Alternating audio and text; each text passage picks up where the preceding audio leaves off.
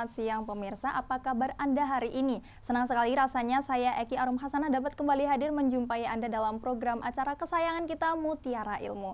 Selama 45 menit ke depan Mutiara Ilmu hadir dengan kajian Islam yang penting dan menarik. Dan topik kita pada edisi kali ini adalah seputar hadis dakwah terkait objek dakwah Rasulullah. Nah, seperti apakah kajian kita pada edisi kali ini? Pemirsa, inilah Mutiara Ilmu selengkapnya.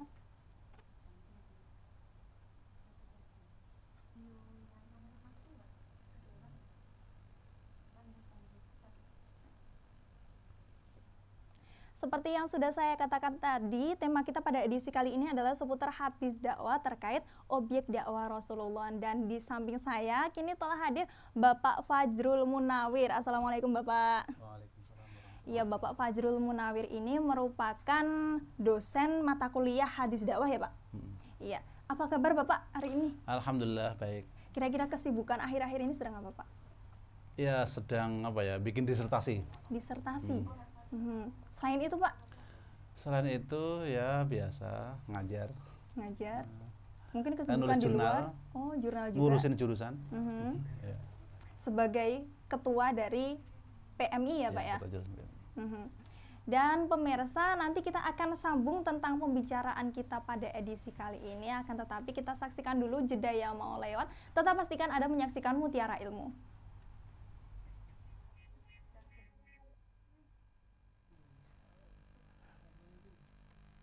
Aku pengen jualan buku kata teman-teman mahasiswa baru. Rencananya aku mau ngasih dia kado, nanti aku datang jam 12 malam ke kosnya dia, terus aku gedor-gedor pintunya, terus aku rencananya pengen ke rumahnya dia. Aku rasa itu waktu yang tepat untuk mengatakan perasaan ini. Terus pas dia buka pintunya, surprise! Tapi takutnya.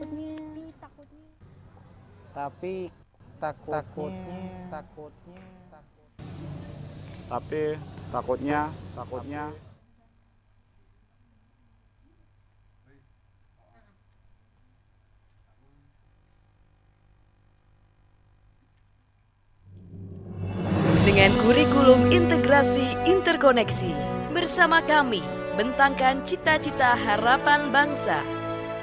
Dengan fasilitas yang kami miliki, desain ruang belajar yang nyaman, perpustakaan yang mendukung, laboratorium yang lengkap dan canggih, pilihan jurusan dengan akreditasi tinggi.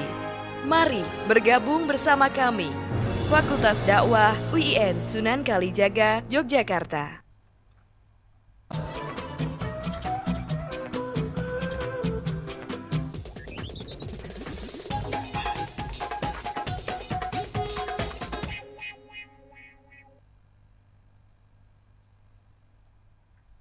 Pemirsa, terima kasih Anda masih bersama kami di Mutiara Ilmu. Dan kita sambung lagi pembicaraan kita yang sempat terpotong tadi, Pak. Berbicara mengenai hadis dakwah terkait objek dakwah Rasulullah. Sebenarnya objek dakwah Rasulullah sendiri itu siapa saja sih, Pak? Monggo silakan diterangkan. Ya, seperti kita ketahui di dalam sejarah perjalanan Islam awal bahwa objek dakwah Rasulullah itu kalau dilihat dari perjalanan dakwah, pertama Rasulullah itu berdakwah kepada kerabat dekat dulu. Kerabat dekat. Kerabat dekat berarti orang-orang yang paling seakidah. Termasuk tauhid. Keluarga juga begitu ya? Keluarga dekat. Kemudian selain itu setelah keluarga dekat masuk Islam, pada masuk Islam kemudian merambah kepada yang di luar itu, yaitu orang-orang di sekitarnya yang notabene agamanya masih agama jahiliyah, agama nenek moyang mereka, agama berhala dan seterusnya, itu yang dikenal dengan orang kafir Quraisy. Di perjalanan kemudian setelah Islam itu berkembang, objek dakwah melebar kepada misalnya kepada pemuda, gitu ya. Karena Rasulullah melihat bahwa pemuda itu adalah memiliki peran yang penting di dalam pengembangan Islam di kemudian hari. Kemudian nanti setelah hijrah kita akan mendapatkan objek dakwah Rasulullah itu lebih variatif sekali. Ada ahli kitab terutama. Ahli kitab itu yang dimaksud adalah orang-orang yang memiliki keturunan dari Bani Israel yang beragama Yahudi dan Nasrani, yang mengerti benar tentang ahli kitab, tentang Alkitab dan Al-Quran. Mereka mengerti tapi tidak mengimani. Banyaklah, ada juga karena kita tuh berangkat dari aspek yang normatif karena mata kuliah ini adalah mata kuliah yang melandasi epistemologi dakwah atau kerangka dakwah secara konkret. Jadi landasannya adalah Al-Quran dan Al-Hadis. Nah, kita bagian Al-Hadis adalah mengembara kembali atau mencari kembali hadis-hadis atau matan-matan hadis yang terkait dengan dakwah Rasulullah dan para sahabatnya. Iya. Alasannya yang melatar belakangi mungkin seperti itu. Iya, yang pertama mungkin wanita dulu ya. Wanita itu sebelum Islam datang itu di mata orang-orang atau masyarakat Makkah itu posisinya sangat direndahkan. Kenapa bisa direndahkan, Pak? Ya itu sudah tradisi Arab jahiliyah bahwa wanita ada cerita Israiliyat yang mengatakan bahwa wanita itu sesungguhnya tidak disepadankan dengan makhluk yang bernama laki-laki, gitu ya. Jadi ada hadis-hadis Israiliyat, ada cerita-cerita Israiliyat yang berkembang bahwa wanita itu dianggap disejajarkan dengan misalnya maaf ya dengan kandang kuda misalnya seperti itu ya. Nah, kemudian bahkan ada hadis yang berbunyi begini ya,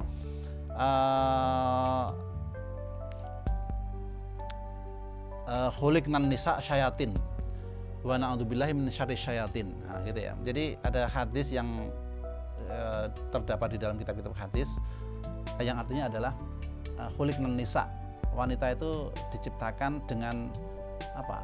Bentuk fisikal seperti setan, setan yang berwujud manusia. Wa na'udzubillahi min syarri syayatin, dan saya berlindung kepada Allah dari ganasnya godaan-godaan wanita yang setan yang berwujud wanita. Itu hadis-hadis yang menurut pandangan saya itu hadis-hadis yang bias, hadis-hadis yang stereotipi, hadis-hadis yang tidak adil. Itu yang berkembang saat itu, gambaran saat itu, sehingga itu banyak hadis-hadis seperti itu, sehingga banyak kejadian seperti itu diputar oleh hadis, sehingga Rasulullah Islam ingin memberikan semacam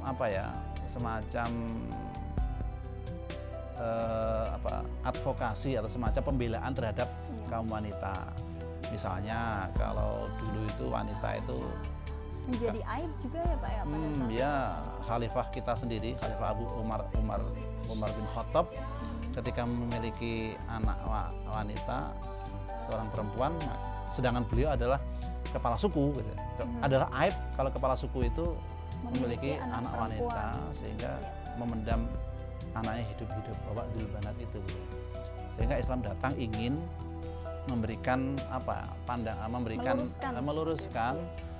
meluruskan bahwa di hadapan Allah itu laki-laki dan perempuan sama. Dan yang membedakan adalah tingkat ketakwaannya seperti itu ya Pak ya. Nah itu oleh karena itu objek dakwah terhadap wanita itu sangat diharus utamakan atau di mainstreamingkan. Kalau nggak salah banyak sekali yang terkait dengan mengangkat harkat derajat wanita gitu ya. Kalau dulu wanita itu, kalau kita punya anak wanita, lahir anak wanita dipendem, kemudian tidak dihargai apa-apa. Kalau anak laki-laki lahir, maka di depan rumahnya itu ada simbol-simbol keperkasaan dan kepemimpinan, ada busur, ada pedang dan sebagainya. Kemudian Islam datang.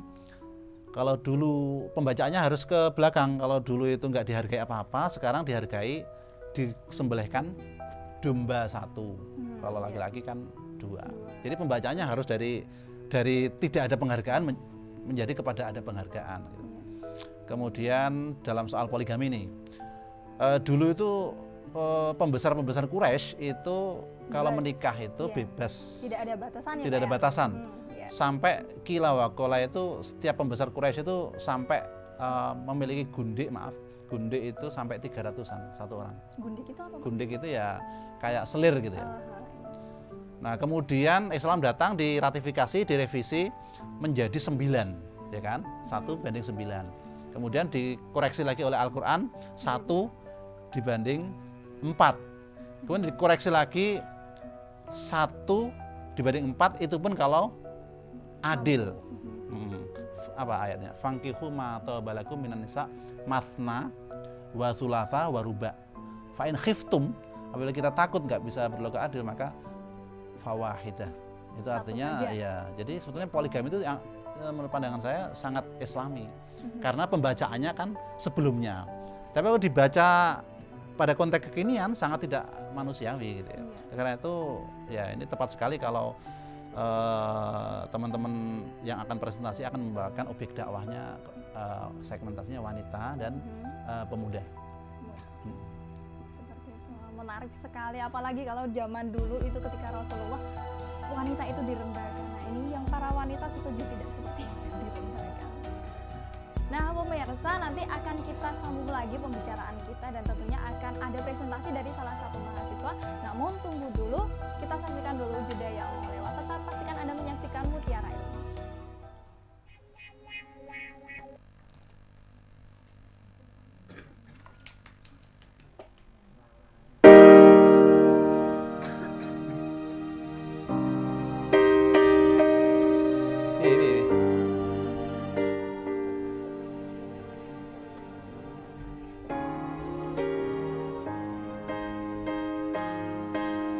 Itu biasa arah presentasi.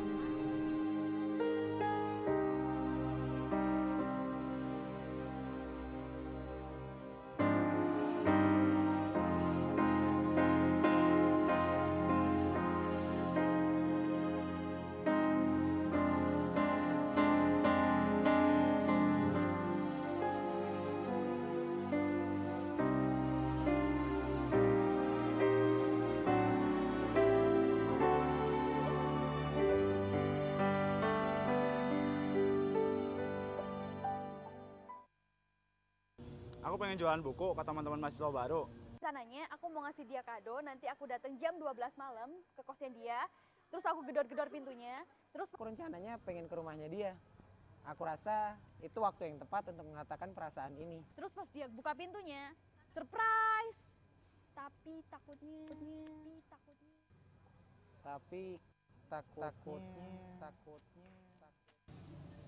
Tapi takutnya.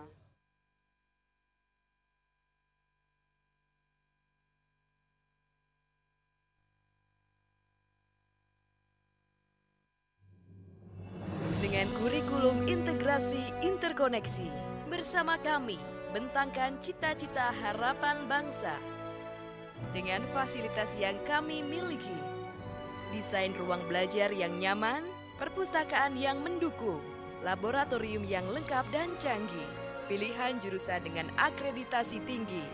Mari bergabung bersama kami, Fakultas Dakwah UIN Sunan Kalijaga, Yogyakarta.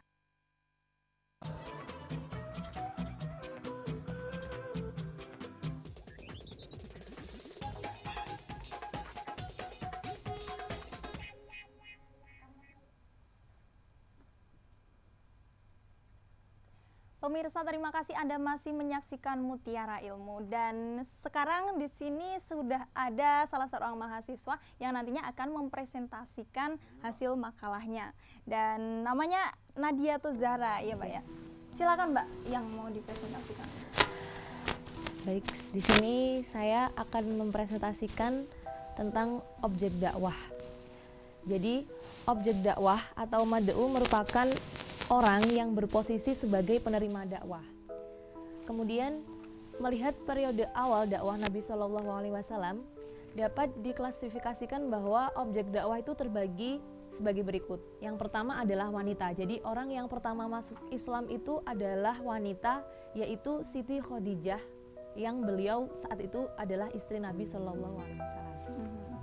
Kemudian yang kedua yaitu anak-anak, yang dia adalah Ali bin Abi Thalib, sepupu dari Rasulullah Shallallahu Alaihi Wasallam. Kemudian yang ketiga yaitu pria.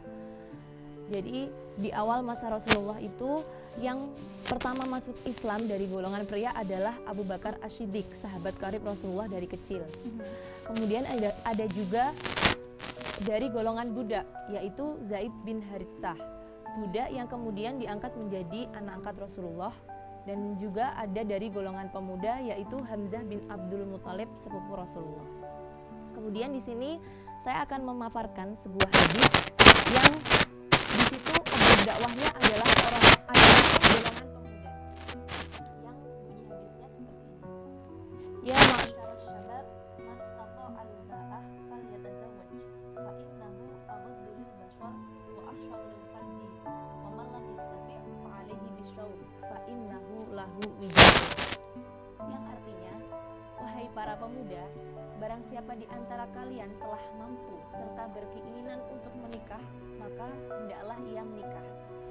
Karena sesungguhnya pernikahan itu dapat menundukkan pandangan dan memelihara kemaluan. Dan barang siapa tidak mampu, maka hendaklah ia berpuasa. Karena sesungguhnya puasa itu dapat menjadi tameng baginya, atau dalam arti melemahkan syahwat. Nah, dalam hadis ini jelas sekali bahwa menunjukkan perintahnya atau anjurannya untuk menikah itu kepada para pemuda yang ditandai dari perkataan ya ma'asyaras syabab yang artinya wahai para pemuda. Kemudian terdapat juga hadis-hadis yang setema dengan hadis ini, yaitu diantaranya dari hadis dari Anas bin Malik radhiyallahu an yang berbunyi An Anas ibni Malik radhiyallahu an anna Nabiya sallallahu alaihi wasallam hamidallah wa asna alaihi wa qala lakinni anna usolli wa anam wa asumu wa uftir wa atazawwajun nisa faman raghiba an sunnati falaisa minni. Rawahu muttafaqun alaih. Yang artinya dari Anas ibnu Malik radhiyallahu an bahwa Nabi sallallahu alaihi wasallam setelah memuji Allah dan menyanjungnya, beliau bersabda, tetapi aku sholat, tidur, berpuasa, berbuka, dan mengawini perempuan. Maka barang siapa membenci sunnahku, ia tidak termasuk umatku. Hadis yang diriwayatkan oleh muttafaq alaih atau Imam Bukhari dan Imam Muslim. Kemudian ada juga ayat yang dengan hadis yang sudah saya sebutkan tadi, yaitu Quran Surat An-Nur ayat 32 yang berbunyi wankihul ayama minkum washolihina min ibadikum wa imaikum iyakunu fuqara'a yughnihimullahu min fadlih wallahu wasi'un alim. Dan kawinkanlah orang-orang yang sendirian di antara kamu dan orang-orang yang layak menikah dari hamba-hamba sahayamu yang lelaki dan hamba-hamba sahayamu yang perempuan. Jika mereka miskin, Allah akan memampukan mereka dengan karunia-Nya, dan Allah Maha Luas pemberiannya lagi Maha Adil. Jadi di sini jika berbicara tentang pemuda, ya, pemuda adalah merupakan salah satu pilar agama, karena pemuda masih mempunyai semangat tinggi dalam menuntut ilmu dan juga dianugerahi kekuatan fisik oleh Allah untuk menuntut ilmu, sehingga sudah seharusnya pemuda-pemuda itu berfastabiqul khairat atau berlomba-lomba dalam kebaikan. Nah, di zaman modern seperti sekarang ini banyak pemuda, khususnya pemuda muslim yang telah lalai akan tugasnya untuk mencari ilmu, untuk mendatangi majelis-majelis ilmu dalam rangka memperdalam ilmu agama, dan lalai juga dari tanggung jawabnya untuk menyebarkan agama. Banyak dari pemuda-pemuda di zaman modern ini sudah terlena oleh fasilitas-fasilitas yang ada dan memilih beraktivitas yang tidak bermanfaat seperti itu. Nah, jika dilihat dari esensi hadis yang pertama tadi, bahwasanya menikah itu bisa untuk menahan hawa nafsu. Jadi Rasulullah memerintahkan atau menganjurkan untuk menikah itu untuk menahan hawa nafsu. Nah, jadi bisa ditarik dari sini bahwa Rasulullah menganjurkan kita untuk menjaga hawa nafsu dan mengarahkannya pada hal-hal yang positif. Jadi tidak hanya menikah, kalau bisa kita lihat pemuda di zaman sekarang itu bisa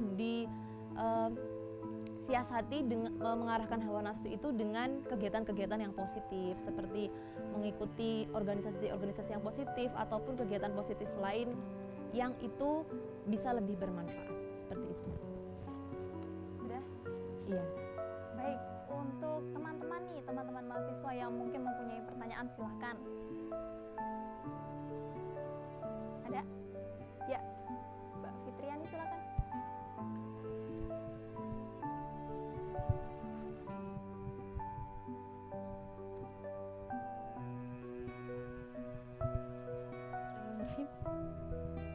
Assalamualaikum warahmatullahi wabarakatuh. Waalaikumsalam warahmatullahi wabarakatuh. Saya ingin bertanya dari tadi yang hadis yang pertama itu bahwa dikatakan menikah itu sunnah ya, sunnah itu. Tetapi tadi dari hadis yang muttafaq alaih itu dikatakan bahwa Rasulullah itu sholat, tetapi Rasulullah juga tidur gitu kan. Terus Rasulullah berpuasa tetapi juga berbuka. Lalu Rasulullah juga menikah gitu. Nah, apa hukum menikah? Kenapa menikah itu disejajarkan dengan beribadah yang wajib seperti sholat dan puasa itu kan wajib. Lalu apa hukumnya menikah? Terima kasih. Mungkin langsung dijawab dulu, nanti pertanyaan selanjutnya biar disiapkan dari teman-teman.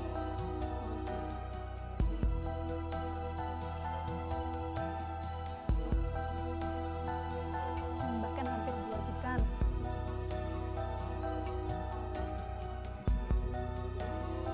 Lagi apa yang membahas bahwa Rasulullah sholat tetapi juga tidur, kemudian Rasulullah puasa tetapi juga berbuka, dan juga Rasulullah itu beristri atau menikah, itu adalah dilihat dari asbabul wurudnya, bahwa ada seorang sahabat yang menyatakan dia ingin untuk berpuasa tanpa berbuka, kemudian dia ingin beribadah secara total. Kemudian Rasulullah bersabda bahwa walaupun Rasulullah sholat, tapi Rasulullah tidak sholat terus menerus, tapi Rasulullah juga ada istirahatnya seperti itu, jadi proporsional. Kemudian Rasulullah itu berpuasa tetapi juga berbuka, jadi memberikan kesempatan untuk dirinya, jadi beliau juga mengasih sayangi fisiknya seperti itu, jadi tidak hanya beribadah. Dan juga Rasulullah pun menikah, yang itu kan untuk meredakan syahwat seperti itu, karena manusia kan pada khilqahnya, jadi oleh Allah itu dari asalnya memang sudah dikaruniai hawa nafsu, dan untuk apa ya, untuk mengendalikan hawa nafsu itu disyariatkan untuk menikah seperti itu. Begitu Mbak Fitriani. Baik, mungkin ada pertanyaan lain dari teman-teman. Tadi sepertinya ada yang dari sana itu. Iya, silakan Mbak. Namanya siapa?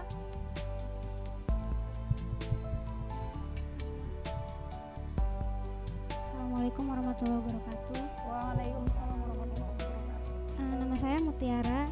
Saya ingin bertanya terkait objek dakwah yang dijelaskan tadi. Tadi kan Mbak Nadia menjelaskan objek dakwah itu yaitu wanita, anak-anak, pria, dan pemuda seperti itu ya. Di sini yang mau saya tanyakan, objek dakwah kenapa harus kepada pemuda saja? Kenapa tidak kepada orang tua gitu loh? Kan kita tahu ya, karena kan ya logikanya orang-orang yang sudah lanjut usia atau yang sudah tua itu kan sudah lebih dekat kepada panggilan Allah seperti itu. Lebih dekat dengan Apakah kematian lebih seperti baiknya yang tua juga diberi dakwah seperti itu biar ibadahnya lebih baik lagi seperti itu. Terima kasih. Baik, dari Mbak Mutia, mengapa objek dakwah itu kebanyakan pemuda, kenapa tidak orang tua? Siapa? Nadia. Enggak, penanyanya. Oh, penanya. Oh iya. Iya. Oh. Terima kasih pertanyaannya. Ya benar, tadi memang di sini saya mengklasifikasikan objek dakwah yang yang dibagi menjadi dari wanita, anak-anak itu kan melihat dari as-sabiqunal awalun, jadi dari orang-orang yang pertama masuk Islam. Kemudian sebenarnya bukan berarti saya tidak menjelaskan bahwa orang tua itu tidak perlu untuk menjadi objek dakwah gitu ya, karena kan pria itu yang dimaksud adalah orang dewasa, jadi orang-orang yang sudah lebih dari pemuda hingga dewasa, jadi seperti itu. Jadi kalau menurut saya penggolongan orang tua itu sudah termasuk dalam pria itu. Nah kemudian di sini mengapa saya memilih di sini mengapa fokusnya kepada pemuda gitu ya, karena menurut saya pemuda itu adalah orang-orang yang lebih berpotensi untuk mengembangkan agama Islam gitu. Mengapa begitu? Karena seperti yang sudah saya sebutkan tadi, pemuda itu masih mempunyai rasa ingin tahu yang tinggi. Kemudian pemuda itu juga oleh Allah masih dikaruniai kekuatan fisik untuk mencari ilmu, untuk menghadiri majelis-majelis ilmu, menjadi mad'u seperti itu. Nah, sedangkan orang tua mungkin kalau menurut saya mereka tuh dengan lebih banyak berzikir di rumah kayak seperti itu, lebih banyak mendekatkan diri kepada Allah itu sudah bisa mendekatkan dirinya. Nah, sedangkan golongan muda itu masih punya tanggung jawab besar untuk membawa agama ini menuju ke membawa agama ini biar bisa lebih baik di masyarakat seperti itu. Begitu Mbak Mutia? Iya, jadi bukan berarti orang tua langsung disingkirkan dari objek dakwah begitu ya, hanya saja pemuda yang diutamakan seperti itu. Dan masih ada yang ingin tanya lagi? Oh iya, silakan Mas Rizal. Monggo.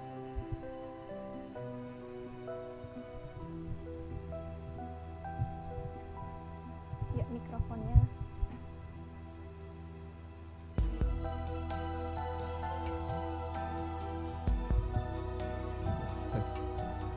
Assalamualaikum warahmatullahi wabarakatuh. Perkenalkan, nama saya Rizal Beda Samdarin dari KPI. Izin bertanya, tadi kan Mbak Nadia udah presentasi kalau objek dakwah itu yang sekarang dipresentasikan itu kebanyakan untuk pemuda. Kan objeknya sudah pemuda. Terus kalau dari Mbak Nadia sendiri itu cara kita berdakwah, kita sebagai manusia sesama pemuda, cara berdakwahnya tuh untuk objeknya pemuda itu seperti apa? Tolong berikan contohnya seperti apa gitu. Terima kasih. Iya, terima kasih Mas Rizal Firdaus. Pertanyaannya, bagaimana kita berdakwah antara sesama pemuda seperti itu ya, Mas? Silakan. Berarti kalau seperti itu pemuda sebagai dai-nya bukan mad'unya ya. Kalau menurut saya tuh dakwah kepada pemuda yang lebih efektif itu lewat dakwah bilhal atau dengan tindakan.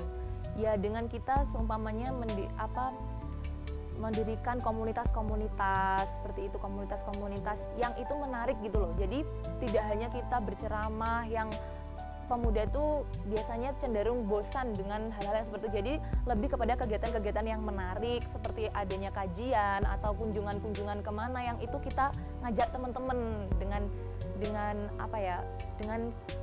kemasan yang menarik tapi tetap ada nilai Islamnya di situ kayak gitu. Begitu Mas Rizal. Baik, sepertinya pertanyaannya sudah terjawab semua. Dan pemirsa, nanti kita akan lanjutkan obrolan kita seputar objek dakwah. Akan tetapi kita saksikan dulu jeda yang mau lewat. Tetap pastikan Anda menyaksikan Mutiara Ilmu.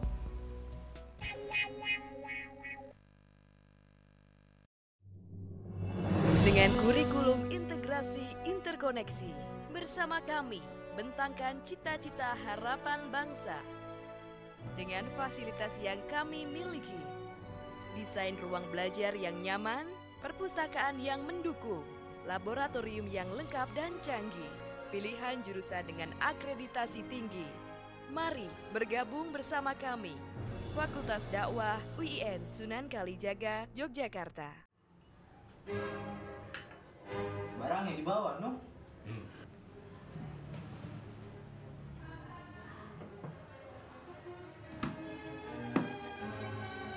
Uang, no? Paso. Iya. Cek kok? Silakan.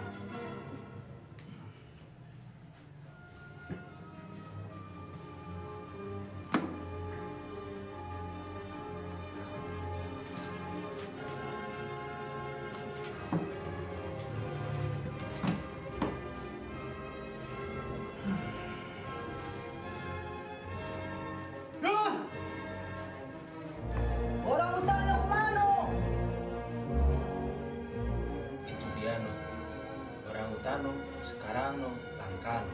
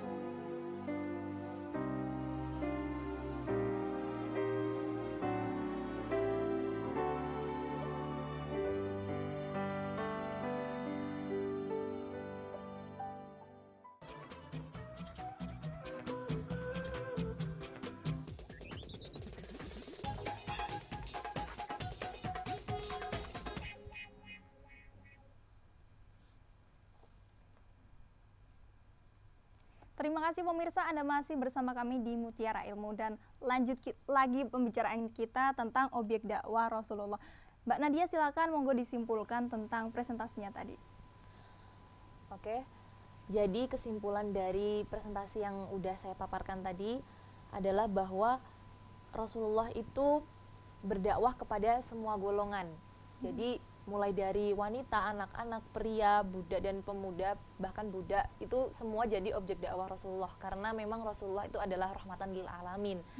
Dan mengenai hadis tentang pemuda ini jadi lebih menyindir saya gitu ya, sebagai saya juga pemuda gitu, bahwasanya memang pemuda itu memiliki tanggung jawab yang besar untuk dalam agama Islam ini untuk berdakwah seperti itu juga. Mungkin cukup itu saja kesimpulannya. Untuk Bapak Fajrul silahkan menanggapi dan juga kesimpulan dari presentasi pada hari ini. Ya, sebetulnya pemilihan segmentasi wanita dan pemuda itu menurut pandangan saya cukup beralasan karena memang kita masa-masa kita kan masa-masa pemuda gitu ya. Dan hari gini sekarang ini kan pemuda kan betul-betul klimaknya dalam tantangan yang sangat berat sekali. Ya, jadi pemuda kita kan sekarang ini kan dalam keadaan yang sangat memprihatinkan ya.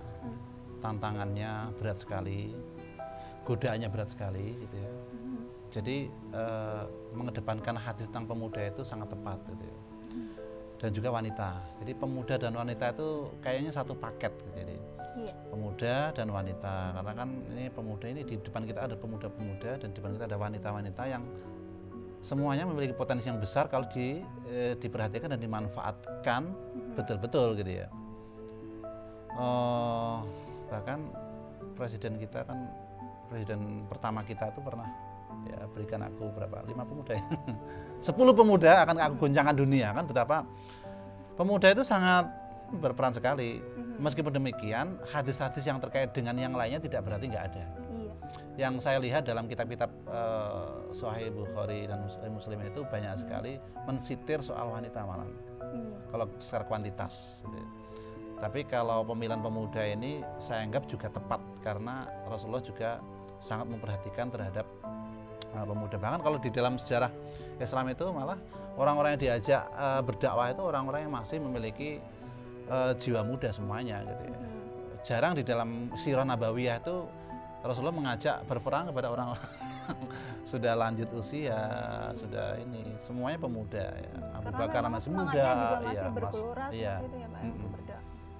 Hadis dalam pengertian hadis yang diucapkan dan ditulis itu memang secara kuantitas tidak banyak disentuh pemuda, tapi secara hadis dalam pengertian sejarah kehidupan Rasulullah, sejarah dakwah Rasulullah, jadi justru pemuda itu dengan wanita hampir sama perhatiannya. Jadi tepat kalau menurut pandangan saya tepat sekali kalau pemakalah hari ini mengangkat tema pemuda dan wanita sebagai objek dakwah Rasulullah.